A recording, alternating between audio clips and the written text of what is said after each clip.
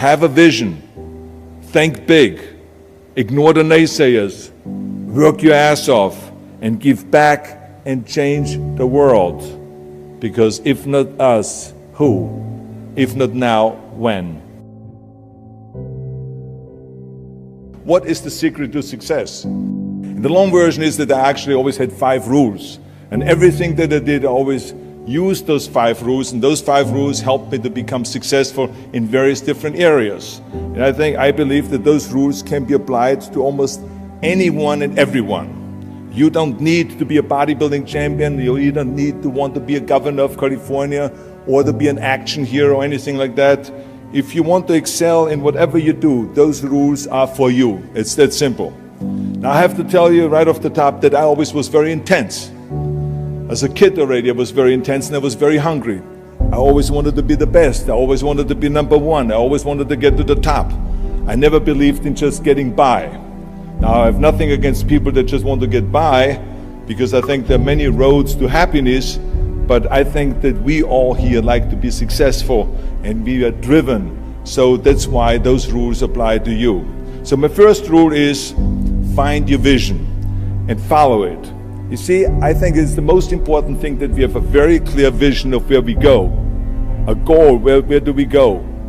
Because you can have the best ship in the world. You can have the best cruise liner, but if the captain does not know where to go, that ship will drift around the world and out there at sea and will never end up anywhere. And this is exactly the way it is in real life.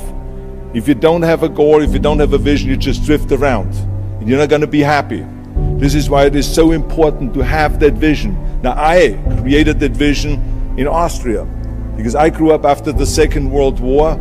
Austria, right along with Germany, lost the Second World War, thank God.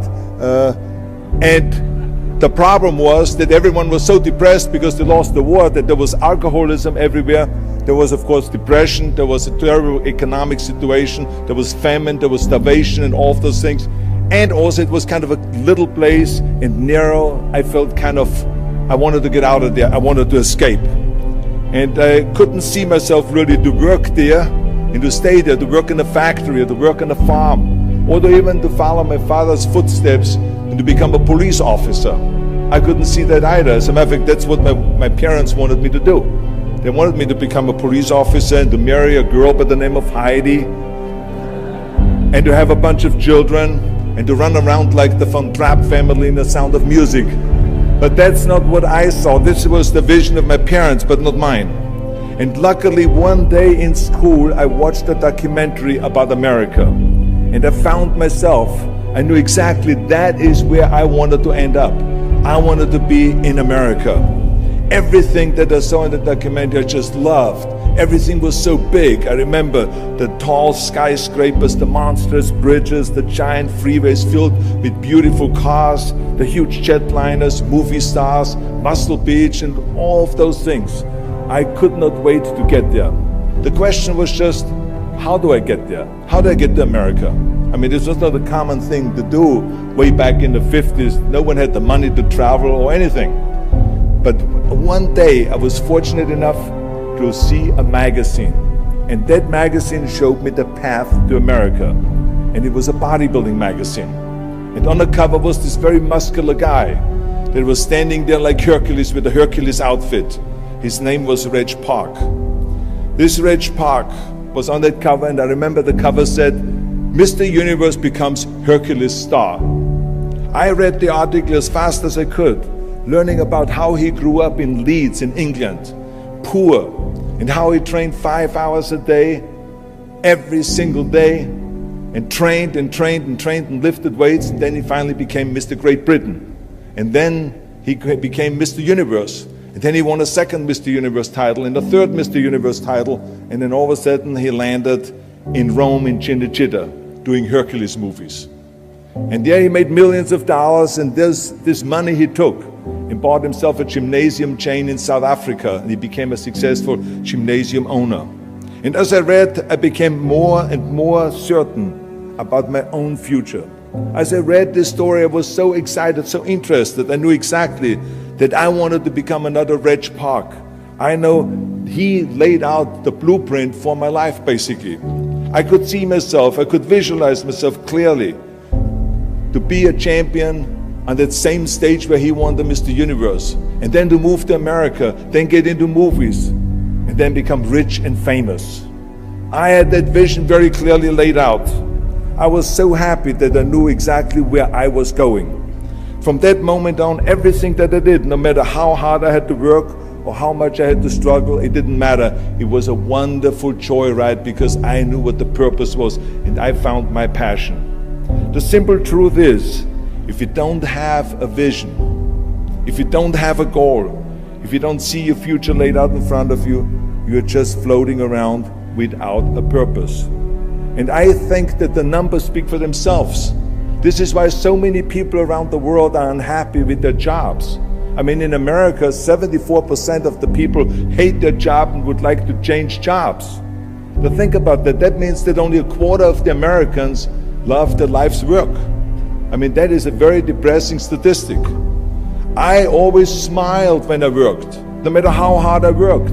I always had a great time, no matter what I did. It didn't matter if it was in bodybuilding, or if it was in the movies, or if it was as governor.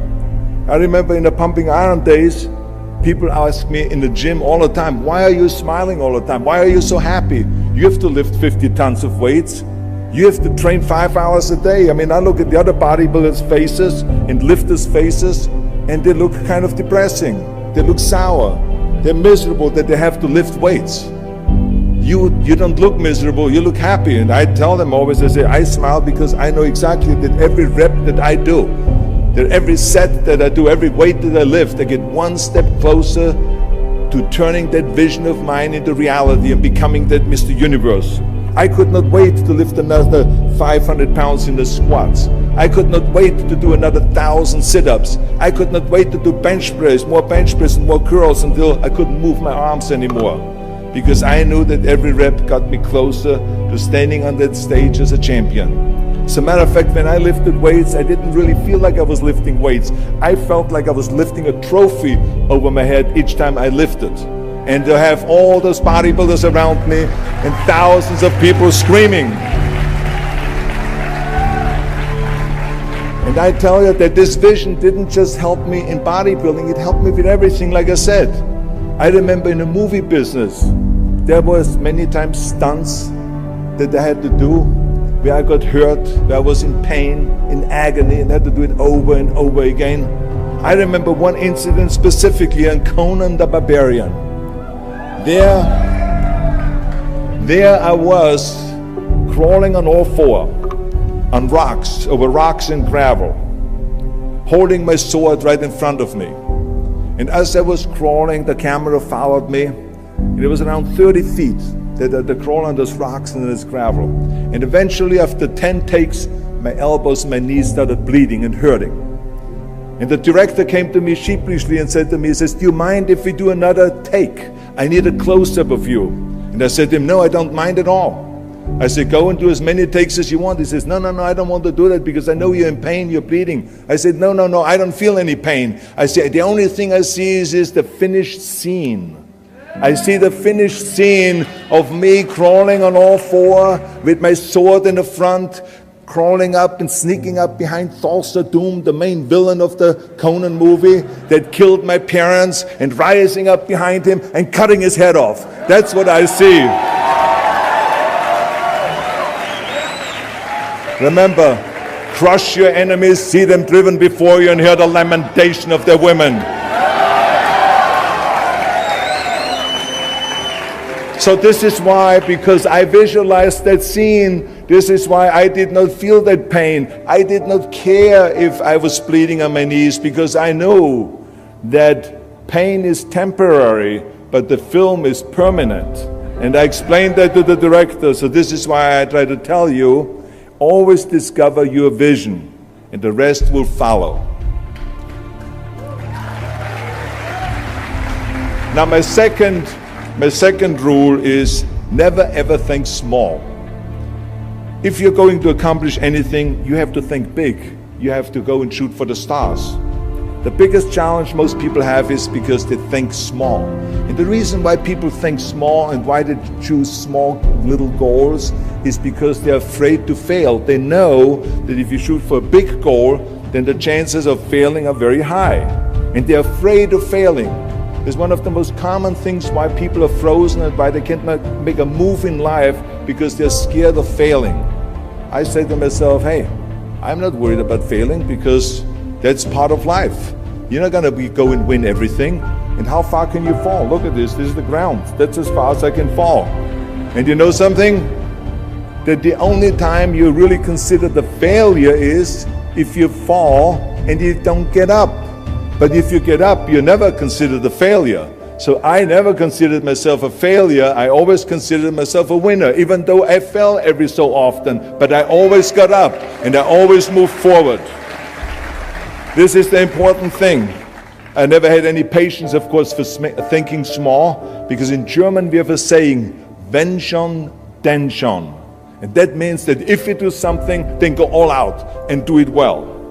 And this was not just the case in bodybuilding. I didn't just want to be a bodybuilding champion. I wanted to be the greatest bodybuilder of all times. I wanted to have the most muscle, the most muscle of all times, the most definition. I wanted to win the most trophies, the most world championship titles. I just wanted to be the best. And the same is also in movies. I didn't just think about being in movies. No, I wanted to be a movie star. I wanted to have above the title billing. I wanted to become the highest paid entertainer. I basically wanted to be another John Wayne. What's wrong with that? And then the same is in politics. I didn't just want to go and be in politics and enter a race for city council. I mean, let's be honest, does that sound right, Schwarzenegger? City council? No, come on. Not even Schwarzenegger and mayor, no. It had to be Schwarzenegger running for governor, but not just any governor, but governor of the greatest state in the United States, of California. That was the important thing. I give you an example of thinking big. When I became governor, I wanted to rebuild California's ancient infrastructure. You see, America has been living off infrastructure that was built in the 50s and 60s, and it drives me absolutely insane that America hasn't started rebuilding that infrastructure. I mean, we haven't invested in new roads or in new transit, or in schools, or in energy, or anything like that for decades. The number of cars that we have now in America are 4 times as many as we had in the 60s. So therefore, we should be having 4 times as many freeways, 4 times as many tunnels, 4 times as many bridges and all this. But we don't. So this is why I wanted to get our act together and do the upgrading, at least in California. So when I talk about infrastructure, I didn't really want to just fix roads and fix and close some holes on the roads. I wanted to build massive freeways on top of freeways. I wanted to build the first high-speed rail in the United States. I wanted to build more bridges and more tunnels, more on-ramps and off-ramps. I wanted to see literally cranes everywhere. Well, there was no excuse for Californians to get stuck in traffic, and there was no excuse really to send your kids in overcrowded classrooms in schools, and there was also no excuse that Los Angeles has a 100-year-old sewage system. That's shitty, I think. First, of course, some of the legislators looked at me like I was absolutely insane when I told them this vision. They were willing to spend maybe $5 billion, which of course is petty cash in compared to what my vision was. But so some politicians, of course, had a hard time to see the big picture because they didn't really ever travel outside California. So they haven't really seen big infrastructure. They haven't really seen big infrastructure all over the United States, or maybe in Asia, in China, or in Korea, or in Brazil, or in European countries, or here in Australia maybe. So they haven't seen that. And then of course there are other politicians that simply don't have a vision of the future past the next election, which is a common problem politicians have all over the world. So it was my job as governor to motivate them, and to take them and to see the traffic jams in Los Angeles, and to see the overcrowded classrooms, and to see all the problems that we have. That kept pushing and pushing, and I pumped them up enough that eventually they saw the big picture. And eventually Democrats and Republicans came together, and we invested $60 billion to rebuild California's infrastructure, the biggest investment of our state in 50 years. So that's what we did because we had a big vision, and everyone bought in on this big vision. So remember, never think small, think big. My third rule is ignore the naysayers. I think it is natural that when you have a big vision and big dreams and you have big goals, that people are going to say around you, I don't think it can be done. I think it's impossible, or no. I tell you, I heard this all the time, but I want to tell you, don't ever let them stop you from dreaming and from shooting for the big goal. Because eliminate just simply those words, no, impossible, and it can't be done. I mean, in each one of my careers, when someone said it's impossible, I heard it's possible. When someone said it can't be done, I heard it can be done. And when someone said no, then I heard loud and clear, yes. So this is what I believed in. I am a big believer of what Nelson Mandela said. He said it always seems to be impossible and still someone does it. And that's exactly what it is. And I wanted to be that one that does it. I wanted to break the new records, and I wanted to do something that no one else has ever done. So I think that's what you need to do. Don't ever be worried about that someone hasn't done it. Just think about how many times my career would have stopped. My career would have ended if I would have listened to the naysayers. I mean, it started right away when I was 15 years old and I became a bodybuilder. Right after the top, when I said, I want to be a world champion in bodybuilding, I want to be Mr. Universe. They immediately said, are you crazy? You're in Austria. In Austria, you can become a ski champion or a bicycle champion or something like that, but bodybuilding is an American sport. Forget about it, that's nuts. Then when I wanted to move to America, they said again, it's impossible. You will never be able to do that. You have no money, you're all by yourself. And then when I wanted to go into show business, after I won 13 world championship titles in bodybuilding, I said, I want to be like Reg Park. I want to be a Hercules. I want to get into movies. Well, I tell you, when I met those agents and managers and studio executives, their reaction was, oh, Arnold, that is so funny. You want to be what, a leading man? Oh, come on. I mean, look, first of all, let's start with your body. Look at your body. I mean, you're overdeveloped. You're gigantic. You're like a monster. Are you kidding me? Do you know what the new thing, the new trend is? It's little guys like Dustin Hoffman, Al Pacino, Woody Allen. Those are the new sex symbols. Don't you get it? And then your accent, oh, it gives me the chills just listening to your German bullshit. Come on now. I mean, oh God, I mean, it's like, it's scary when you talk. It's unbelievable. I mean, have you ever, Arnold, I mean, be serious, have you ever seen an international movie star with a German accent? It doesn't happen. Forget about that. And then your name, what is it, Schwarzen, Schnitzel or something like that? Yeah, I can see that name already up there on the billboard. Yes, and people are going to storm the theater and the movie houses because Schwarzen Schnitzel is starring in the movie. Oh yeah, I can see that already. So that's what they said. They said to me, it says, look, forget about it, you're a nice guy. I mean, you're a bodybuilding champion, why don't you open a gymnasium or a health food store or something like that? We can help you with that, and then we get you on the side some little parts, like maybe playing a bouncer. I mean, with your body, perfect, or maybe a wrestler. Oh, I have a good idea with your accent, a Nazi officer. Now that's really great for you. I call my buddies over at Hogan's Heroes. I mean, they would probably use someone like you. So that's what they said. Imagine that. Everywhere I turned, they said, no, it won't happen, it's not gonna happen, and forget about it. Luckily, I did not listen. I did not listen because I knew if I worked hard enough and if I worked as hard as I did in bodybuilding, 5-6 hours a day, that I will make it, that I could prove them wrong.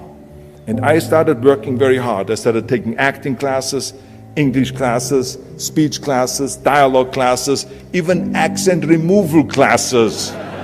I ran around all day saying lines like, a fine wine grows on a vine. Because you see, we Austrians and Germans have a difficult time with the V and with the W and with the F, we get it all mixed up. So it was a fine wine grows on a vine, or the sink is made out of zinc. And all those kind of lines. I said over and over, and you know something? All of a sudden, I got a little break. In the early 70s, I remember All of a sudden, I got a TV show, a little part, then another little part. And then all of a sudden, I got a phone call from Lucille Ball to be in her special happy anniversary and goodbye, which was with Art Carney. I had this 6-minute scene as an Italian masseur. Now, most people don't know the difference between an Italian accent and the German accent, so I got away with my German accent. But I played this Italian masseur, and I was so delighted. And then right after that, I got a guest starring role in Streets of San Francisco with Michael Douglas and Carl Malden, and then Pumping On and Stay Hungry. And then, of course, I landed the big role as Conan the Barbarian. So finally, I got the big break. And you know what was so interesting about it was that as soon as we were finished with the Conan movie, we were out there on a promotion tour, and the director said at the press conference, the director is John Milius, he said, if we wouldn't have had Schwarzenegger with those muscles, we would have had to build one. Now think about that. Before it was this huge obstacle to have this body, and all of a sudden the director says, if we wouldn't have had Schwarzenegger with his body, we would have had to build one. Now what a turnaround. And then when I did Terminator, James Cameron said, which was really great, he said the "I'll be back" line became one of the most famous movie lines in history because of Arnold's crazy accent, because he sounded like a machine when he talks. So as you see, everything that the naysayers said was a liability became an asset. And the same was also in my political career. When I ran for governor, they immediately said, I shouldn't do it, it is a big mistake, it won't happen, I will lose, and all of those kind of things. And the rest, of course, is history. The bottom line is, if I would have listened to the naysayers, my career would have ended when I was 15 years old. I would be still yodeling in Austria, in the Alps, and I would not be talking here today to you.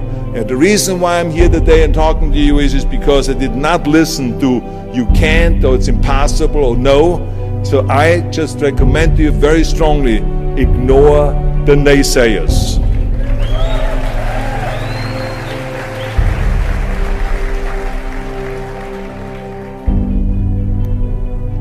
My fourth rule is, work your ass off. Nobody ever stumbled upon success by accident, except maybe the guy who found gold in California. But don't ever think that you can be that guy. I mean, you never want to fail because you didn't work hard enough. I always believed no stone unturned. Work your butt off. That's what I always believed. No matter what you do, work, work, work. I remember Muhammad Ali, one of my great heroes, had a great line in the 70s when he was asked, how many sit-ups do you do? He said, I don't know, because I start counting only when it starts burning. When it starts burning, that's when it starts counting. You see, that's what makes you a champion. It doesn't matter in what area you're in. No pain, no gain. The bottom line is, one of my rules, which is work your butt off. If you don't apply that rule, all the other rules won't mean anything. I mean, it drives me absolutely nuts when people say, I don't have time to work out. Haven't you heard that many times?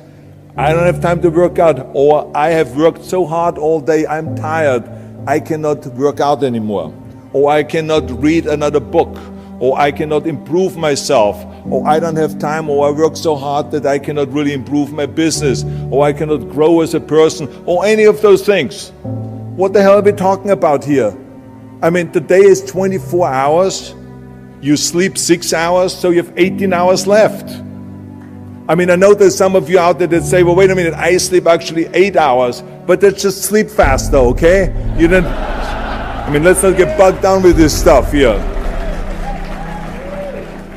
Listen, when I came to the United States, I remember that I trained 5 hours a day, every day, and I was managing a construction business, and I was a bricklayer, and I went to college also, and I took acting classes from 8 o'clock at night to 12 o'clock midnight.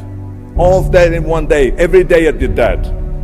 I did not worry about it. I knew that I had 24 hours and I didn't want to waste one single hour, because I believe of what Ted Turner said, who is one of the great entrepreneurs who started CNN and so on. He said, early to bed, early to rise, work like hell and advertise. So that's what I believe. Just remember, you can't climb that ladder of success with your hands in your pockets. You must work your ass off. It's that simple. And my fifth and last rule is, don't just take, give something back. Leave your mark on the world. I believe that we all have an obligation to do something for our community, something for our state, something for our country. We must serve a cause that is greater than ourselves, because we all know that in the end we will be judged not by how much we made, but by how much we give. Ever since America greeted me with open arms, I've had this sense of responsibility, and I felt obligated to give something back to America.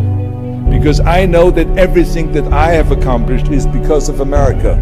If it's my bodybuilding career, if it is my show business career, my political career, the money that I've made, my great family that I have, all of this is because of America. But I have to recognize the fact that America did not become the land of opportunity in this great country by itself. No, in history, people worked tirelessly in America. People fought and people died to make it the land of freedom and opportunity and the land of liberty. So now it is our responsibility, if we want to keep it the #1 country in the world, to work for that and to give something back to that country. And it doesn't matter if you're in America, or if you're in Australia, or if you're in China, or if you're in Japan, or in Italy. It is the same thing. You all have to give something back to your country, no matter where you're from. Now, I love the words of my father-in-law, Sergeant Shriver, who started the Peace Corps, the Job Corps, legal aid to the poor during the Kennedy and during the Johnson administration. He was the #1 public servant, and he always inspired me to become a public servant. He was one of my heroes. He said at Yale University at a commencement speech, he said to the students, tear down that mirror. Tear down that mirror that makes you always look at yourself. And you will be able to look beyond that mirror, and you will see the millions and millions of people that need your help. And I saw those millions and millions of people.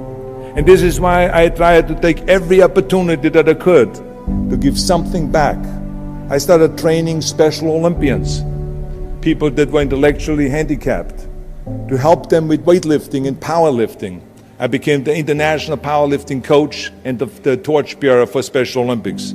Then later on, I joined the Simon Wiesenthal Center to fight prejudice, so we don't have the things happening again as we had during the Second World War, during the Nazi Reich.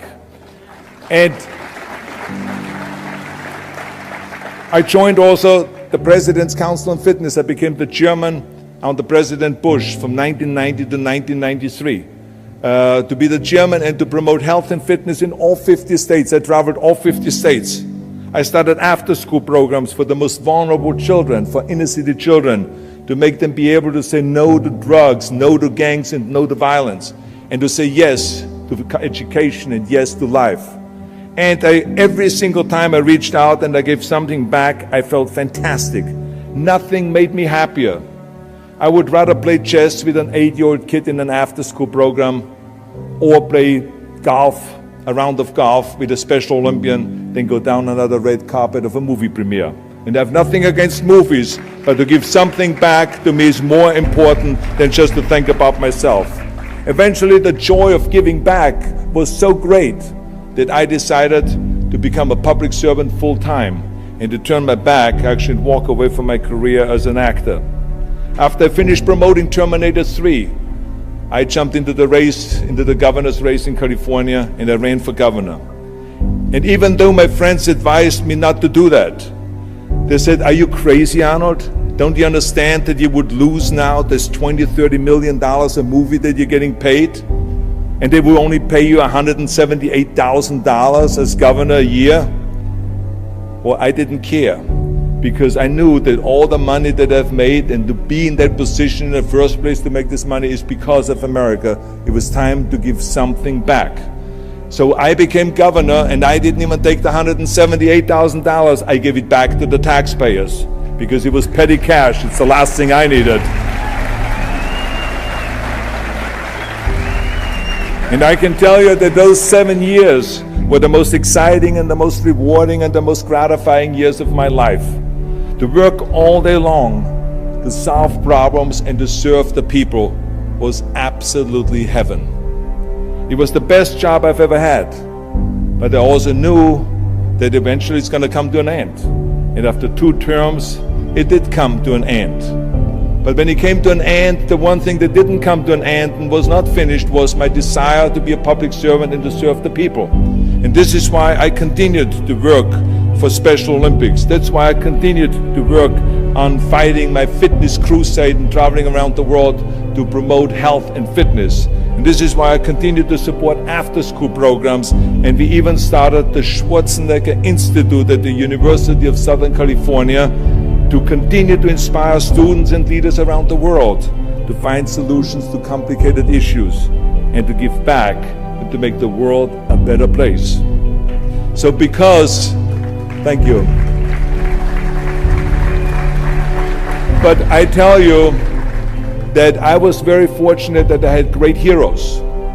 I had great heroes that I could look up to, and I mentioned 2 of them, Muhammad Ali and Sergeant Shriver, my father-in-law. But there's other great heroes like Gorbachev, Reagan, Mandela, great leaders like Mother Teresa, Chancellor Kohl, and Churchill, and the list goes on and on. I mean, those people had such an impact on the world. Single-handedly, they've changed the world. I mean, if you think about just Gorbachev, I mean, this man, every time I meet him, I'm in awe. I mean, he grew up under communism, and he rose from the bottom of the ranks straight up to the top. He became president of the Soviet Union, one of the most powerful people in the world. And he was the leader of the Communist Party. And when he was in the top position, he realized that the system was broken. Now, what do you do when you're the top leader of the Communist Party and you realize that the system, that communism doesn't work? Well, you know what he did? He dismantled communism. Think about the courage that takes. I mean, the guts that it takes to do that. Think about that Gorbachev completely transformed his country with glasnost to give his people for the first time freedom. And then through perestroika, by reforming Russia's economy. He didn't wait for the next president. He didn't complain. He simply said, if not me, who? And if not now, when? So I feel very strongly all of us need to have and embrace that kind of a spirit. We all can create change, whether it is in our neighborhood or in our local schools or in our country. It can be big, but it can also be as little as just going to a school kid that has problems reading and teaching that kids how to read or how to do math. We don't have to just work on me. We should also work on we. Not just me, but also we. Remember that. To lead a truly full life, you must give back. You must leave the world a better place than you found it. Because the bottom line is, it is up to us. I mean, those rules that I've given you are important rules, but giving back is one of the most important rules. I guarantee you that if you follow all of those rules, you will have many victories to celebrate. And you will leave, your work, and you will have extraordinary kind of a record, and you will leave a legacy behind that you can be proud of. So I want you to remember those rules. Have a vision. Think big. Ignore the naysayers. Work your ass off and give back and change the world. Because if not us, who? If not now, when?